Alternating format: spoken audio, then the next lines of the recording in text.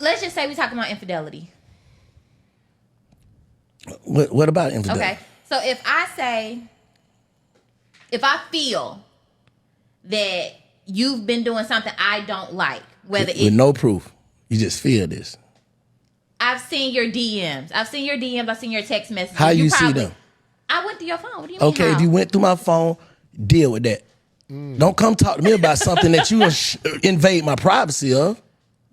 So you don't feel like... So you would never go through your wife's phone. Never. You would never go through her DMs. Never. You would never care. Never, because at the end of the day, if I did that, that means I'm looking for a way out, and it ain't gonna be nothing to talk about. I don't think it has anything to do me. with. Okay. I'm talking about to me. If I'm looking through your phone, I'm looking for a exit. So when I find it, you already know what it is. I ain't even talking to you. But You just know it's over with. We're doing it not for an exit. To cause chaos. No, we're doing it because the way you moving. What you all? All right, but when you find out, you got it. Now what? No. Let me explain this. With me and you all have a routine, right? When your routine now changes, and now I'm like, oh no, something's off. He coming in late. He coming in taking a shower as soon as he get home. Just all type of wild. We're gonna be like, what he got going on? Okay. And you're not gonna tell me I'm cheating. You're not gonna say that. So guess what I'm gonna do? I'm gonna go and do my due diligence. Okay, but when you find out, what's the end goal? What do you get? I don't get anything, but I'm telling you. Okay, but when you tell me and I don't give a because you found out, now what's the problem? Why wouldn't you care about my feelings? Why wouldn't you care that I know? Because you hurt your feelings. I didn't. I ain't get caught. Welcome to Relationship Talk with the Geths. We are Ed and Maya Geth. We're relationship coaches. We help singles and couples improve communication skills and increase intimacy and pleasure without judgment. Through fun and interactive content, we have lots of different courses that you can take advantage of. We plan marriage retreats. We have one coming up. You got to check it out. And what do you want to tell them about, babe? Nothing. I thought you were about to jump. You usually jump right in. Jump in. I wasn't ready. Okay, I'll leave you out. For more information about what we offer, click below and you can get everything you need. All right, let's dive in. Ooh, that's intense. I'm sweating. Look. Ooh. So the question on the table is, do you look for proof of cheating? I'm a side with. I know. Look, y'all get prepared. I feel like I'm walking in a trap, fellas. So let me know in the comments if I'm walking in a trap. All right.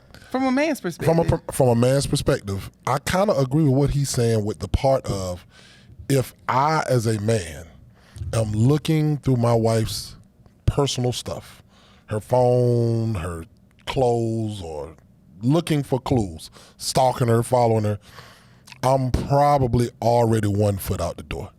Like, I'm already doubting something about her. I'm already questioning, why am I with her? Let me go look for something to see if I'm, to confirm this. Because even if I don't find anything, I'm not going to go back and be like, man, I feel like a fool. I'm going to be like, she hiding it. I'm gonna look even further. Like, once you start down that trek of, and it's just me talking from a man, I think she's up to something. That's just gonna stay in your mind, and you're just gonna keep harping on that, and then you're gonna pick arguments for no reason because that self-doubt is clicking. And I see your mind going. I already know you cut the lawyer in her is is working. There's a reason why she let me go first, but I'm gonna keep going. But yeah, I feel like you've gone down a slippery slope as a man when you first place doubts in your woman, in your wife, your girl, or whatever. On the flip side, I just feel it's in a woman's nature. I'm gonna get dinged for that, but No, I don't want you to speak on the flip side. Okay, that's mine. Okay, I'll let you have it. That's all you have to offer. That's all I got to offer. Yep. For women. I feel like there is a thin line, but a line nonetheless, between insecurity and intuition. And you have to know the difference in what it is that you're experiencing. And the only way for you to know as a woman is to be healed and, really in tune with yourself so that you know that you're not operating from a place of insecurity, because you can be paranoid, and because of past trauma or things that you've experienced, you're checking every DM, you're stalking him, trying to see whose picture he's liking or whose comments he's commenting on Facebook, Yes. sniffing all on him, making him drop his pants and drawers when he walks in the house. Like, a lot of this stuff can be born out of insecurity, and I understand that. Yes. But as a woman, we have been gifted from God intuition, and there are certain things that we have that we notice, that we pick up on for our own protection. So if you are a good woman, and I know you are because you listening to us, so I know you a Proverbs 31 woman. Come on. Then you are in tune with your man in such a way that when he is off, you're going to pick up on it. And you may start to follow the trail of breadcrumbs that he's leaving behind when he is out of order. So if there's something to find, it's probably going to be right there. You do have to ask yourself the question, if I pick up these breadcrumbs and I start to munch, what is my plan? If it actually leads to something if it leads to my husband is cheating, then what is my plan? Before you get to an emotional state where you're heartbroken, possibly, you have children together, you have businesses together, you own property, whatever it is, before you get to any of that, you need to go to God and say, okay, in this situation, when I vowed to stay with him, I vowed to stay with him through some things. Is this, if I find something, is this something that you put in my spirit that I need to pursue for my own protection? Because it's dangerous out here for men or women not to be monogamous. You know what I'm saying? If you out here sleeping with people, you bringing diseases home. You could be making these outside babies. Like, that's dangerous for me not to care if you out here sleeping around. So it is what I'm feeling, this unction in my spirit from God for my own protection, because he is wanting me to assertively confront and say, hey, this is what I'm feeling. This is what, is going on. Are you married to the type of man that will defensively lie in that situation? Or is he going to say, you know what? I am dead wrong. This is what I've been doing. This is what you sniffing out. And can we please work on it? Or is he going to be like, nah, you invade my privacy. You ain't got no business asking me no questions going through my phone. Do you have a partner or do you have a playboy? Oh, gosh. Your turn.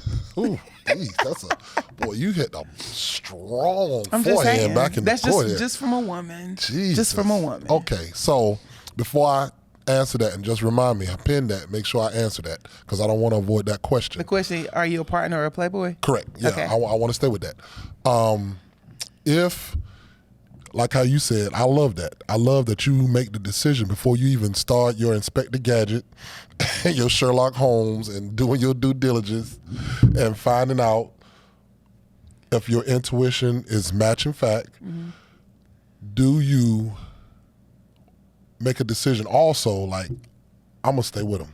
Even if I got this, I made a vow, I'm staying with him. Now that you've made that decision, do you just bury your head in the sand and just be like, I'm going to wait and see if he stops? Or do you go ahead and go with the finished product, even though you know you're going to stay with him, knowing that you're just prolonging the hurt of once you find out?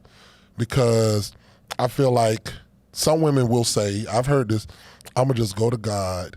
I know something's up, but I vowed to stay with him, so I'm going to just pray and hope God shows, or be more of a good woman so he sees that what he's doing is hurting me, or I'm going to withdraw, something else, rather than attack the thing, pray about it, and kind of go around the thing, if that makes sense. You get what I'm saying? My mentor and pastor, Dr. Darius Daniels, says very often, it doesn't have to be this or that. It can be this and that. Okay. You definitely need to pray.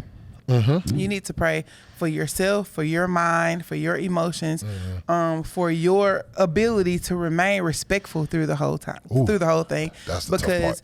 Your respect for your husband is not based on his respect for you. Your respect for your husband is based on God's perfect love for you and what he's asked you to do and be as a wife. So even through difficulty, even through conflict, you have to remain respectful. So that's something you have to pray for. You have to pray for the Holy Spirit to convict where there is wrong. If you're given an unction in your spirit that your husband is out of order, then you as a wife don't get to snatch him back in order. As much as we want him, we want to grab that joker by his collar and snatch him back into order. But you know what? That's not our job. We are not the heads of our husband. God is the head of our husband. And so that's who we talk to when we feel like our husband is out of order. And we cover him in that, because if he's out of order, he's being drawn out of order by the enemy. And so to cover him, you ask God, please, convict him to the core about what it is he's doing and prepare a way for us to have this conversation. So there has to be a conversation because of what you're experiencing. You have to say, I am noticing. I am feeling a loss of connection. I am noticing that your affections are drawn away from me. I don't know who it is. I don't know what it is that you're doing, but you're doing something. And I need you to be honest enough with me so that we can move forward. I'm not coming to you with this because I want to leave you.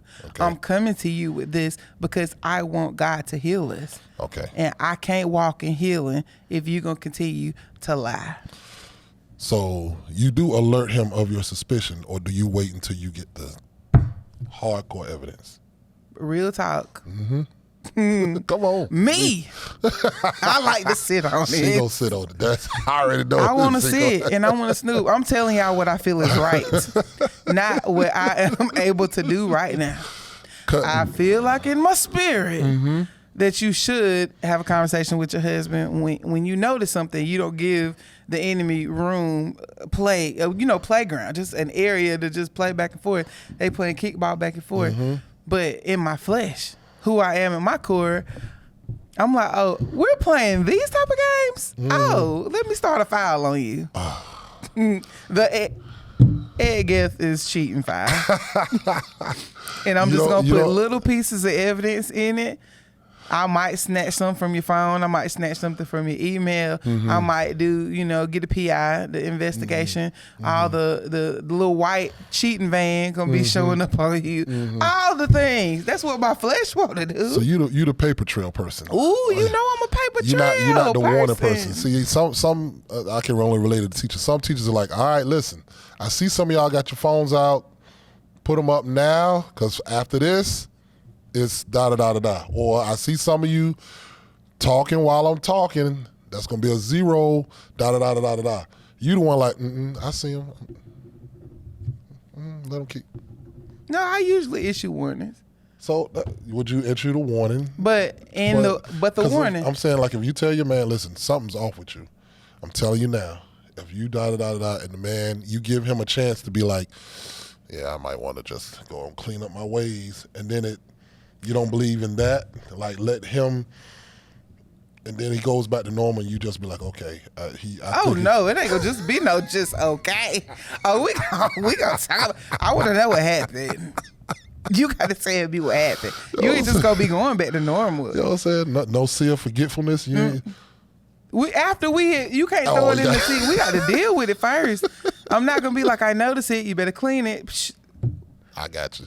No, Okay. I notice it. What is it? So we can clean it. Put it on the table. But we need to know what it is. I got you. I smell something. Don't just take it out. Tell me what that was that you took out. It was mighty you smell stank. something, I'll take care of it. Don't worry about it. It was mighty stank, and I want to know what it was. I want to know what caused it. Oh, gotcha. Why was that smell in here? How did it get in our house? How can we keep from having that smell again? Gotcha. And that's not something you need to just handle on your own. I want to be a part of it. I got you. Now back to it. You said you're a playboy. What was the other one? Playboy, or you forgot, didn't you? Huh? What was the question that I said I'd come back to? We done went on a tangent. I don't remember. A playboy or something. It was something about how how men will defensively lie. And so I was just going to attack that by saying, yeah, most men are going to defensively lie. Because when we're caught, that first defense is to deny. The second defense is to flip. The third defense is to run. So you're going to deny. Ooh, she ain't believing that. Wasn't me. It was you. Okay. Why are you tripping? Why are you asking if it's me? You don't trust me? That don't work. Ooh, let me find a way out of here. Let me disappear. So that's usually, I feel like women going in knowing that's what's going to happen rather than getting upset at the process. Expect that process, but stick to the guns of healing. No. Oh, my God. No, you're not about to defensively lie to me. You're not lying. Okay. Let me step back. Okay. Let me handle it like this. This is my question to you. Go ahead. As a man. Go ahead. If you get caught up in a situation where you are cheating, you know it's wrong, you do not want to leave home and be here. No. You want to stay. You want to work things out with your wife. Correct. You have no idea how to get away from this woman because now you are drawn in. Okay. What do you need from your wife? She's on to you. Well, she's letting me know she's on to me? She's on to you. Whether you know or not, what do you need from her as a man to come out of it?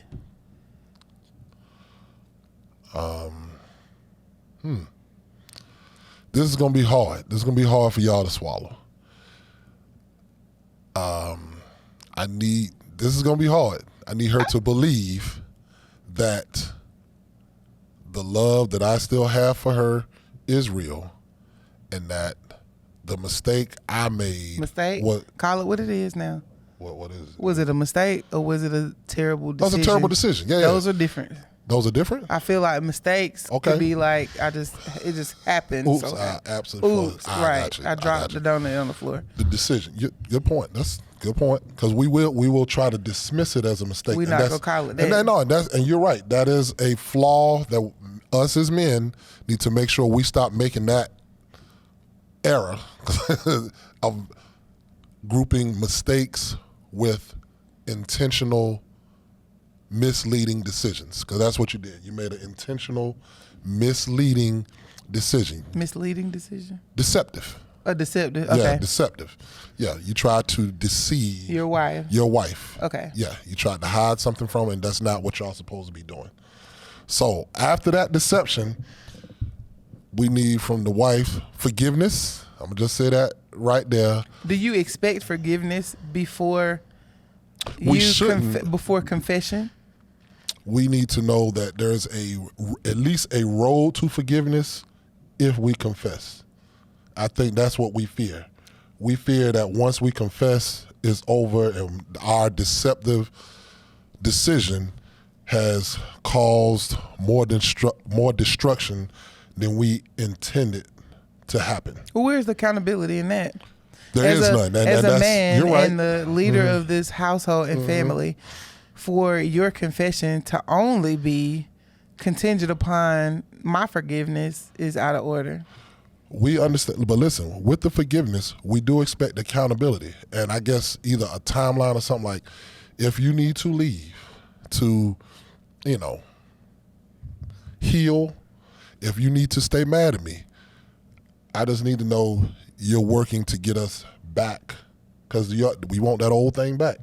Even though we messed it up. I'm just being real. So if she's unsure if she will, by forgiveness, you have to forgive, but if she will stay with you through it, then you may or may not even if she doesn't stay with me, she has to leave to get away from me and wait and see what I become and come back. So I guess it's like a promise that, okay. But she might not want you after that. That's true. I understand. So does that mean that now you shouldn't confess what you've been up to because she may or may not want to be with you? And then because you're like, it's not worth it if she's not going to promise to be with you afterwards? And I understand that's making things worse. But you asked me, what do men want? That is what they want. Okay. Is it realistic? Probably not, but I'm telling you, that's what they want. They want assurance that, I messed up. So whatever I got to go through, even if it's, you got to get your lick back. I was about to say, is that assurance gonna be reciprocated in the event? Can you offer? Can you, sir? Now you're on to something. Offer me assurance that I stumbled upon See, there you go. another penis. Extra. Oh, that's extra. You ain't had to paint the picture. I didn't paint the picture like that. You painted And the picture. I'm in a little entanglement, shall we? I hate that she introduced that word. And now I need assurance from you that when I come to you with and these are my confessions. Come on, say it. When I come to you with these confessions, that you can assure me that you might step away for a moment, but that you're coming back. Can you offer me the same? Nah, I'll tell you this. We may not be able to offer the same as far as getting away without the lick back. I think men will be like, oh, I owe you one. I think men will accept the lick back more so than a woman will. Like, you know what I mean by lick back, right? You mean but I honestly disagree with you, sir. Oh, come on. If you're speaking for the masses, yes, I feel like in general, and I feel like people will agree with me. I really do. Okay, that women can fight through that. That get with or without the lick back, they can fight through infidelity and work through it more than men. Can be like, I'm just gonna get my lick back. I'm about to go get me a hall pass and then come back to you.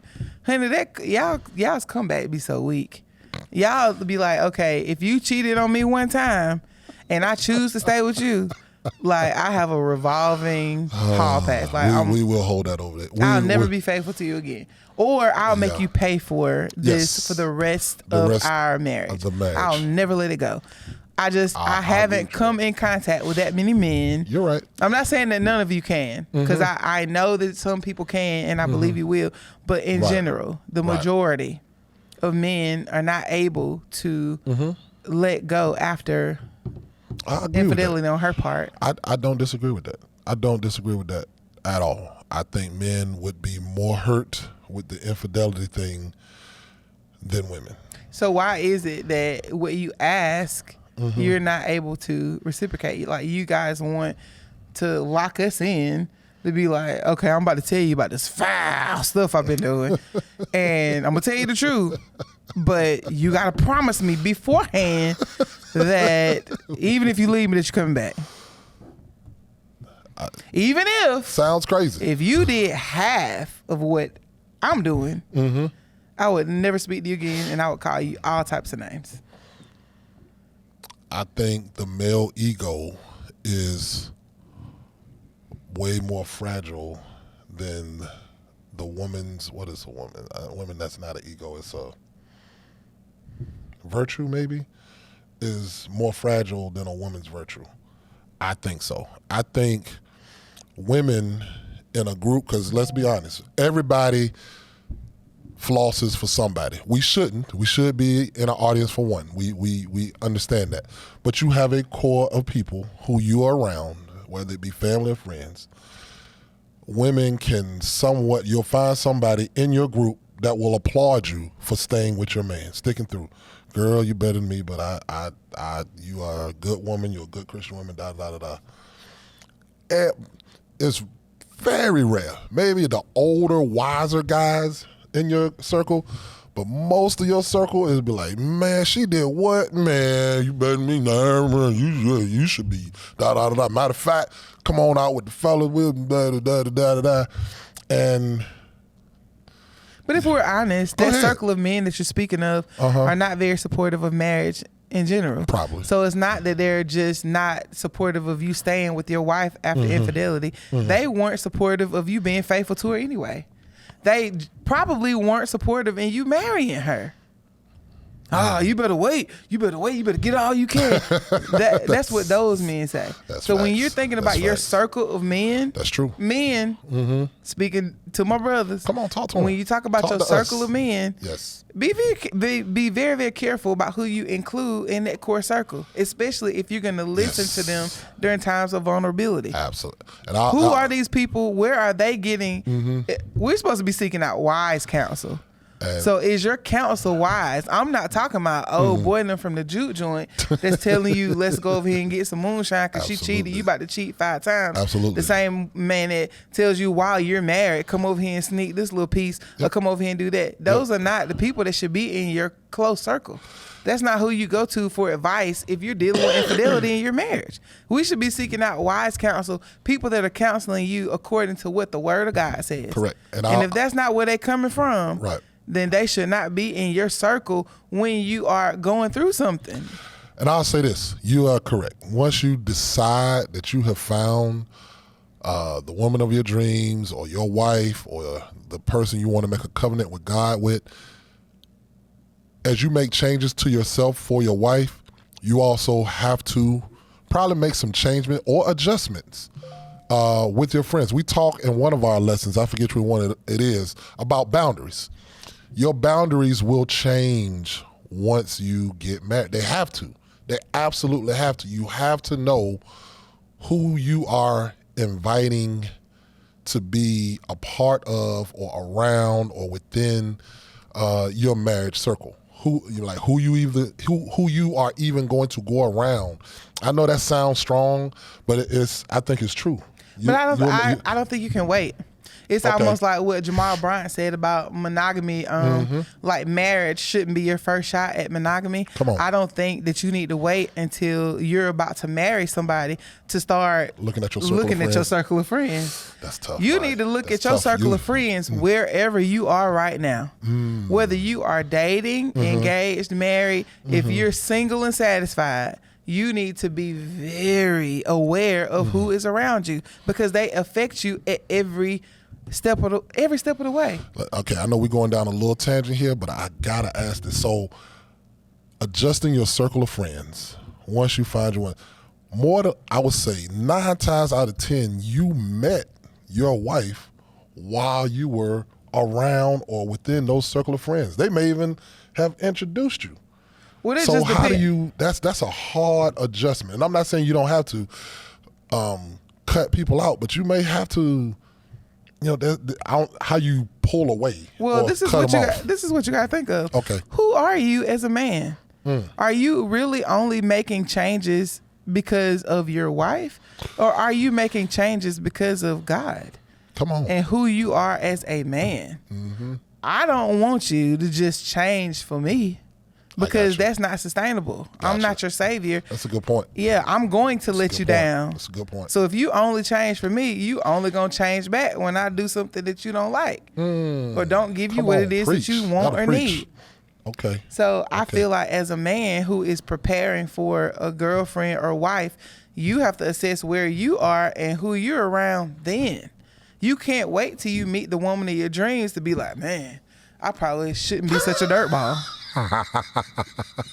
Like if you are a single man, you need the same way. You stepping on a lot of toes out there. In the right same now. way that women, and we do it more because we got all kind of courses and self-help books and groups, women's group. We get together when we're single, wives in waiting, and we prepare ourselves for when our Boaz finds us. Like.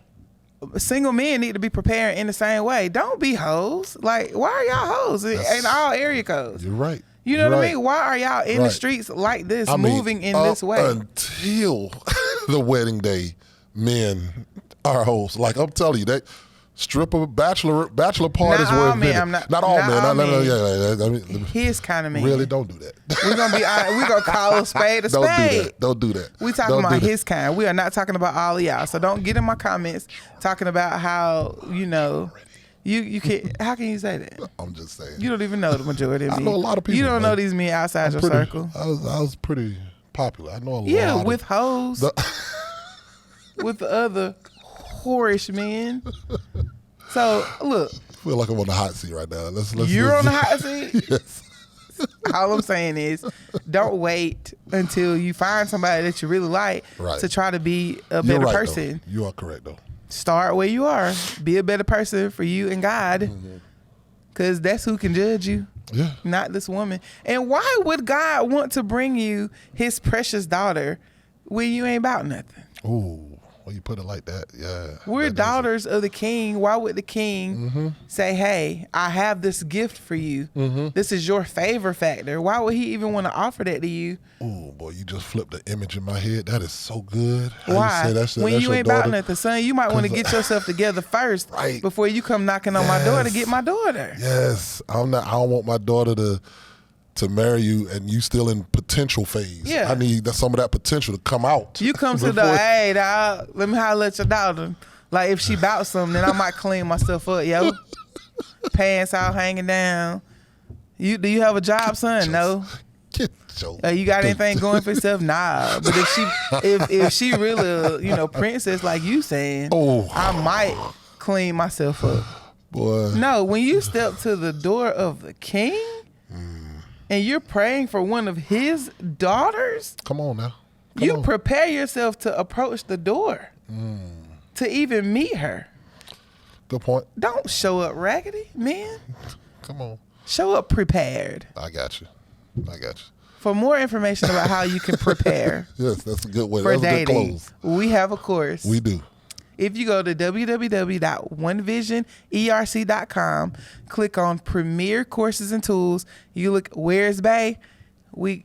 It's right there for you. Got you. How can I get from A to B? Right there. For men and women. Yep. You go through, you work out some stuff, and you show up at the door ready. Yep. Until next time. I think we got off on a little tangent, but it's all right. we're going to see y'all next time. See y'all next time.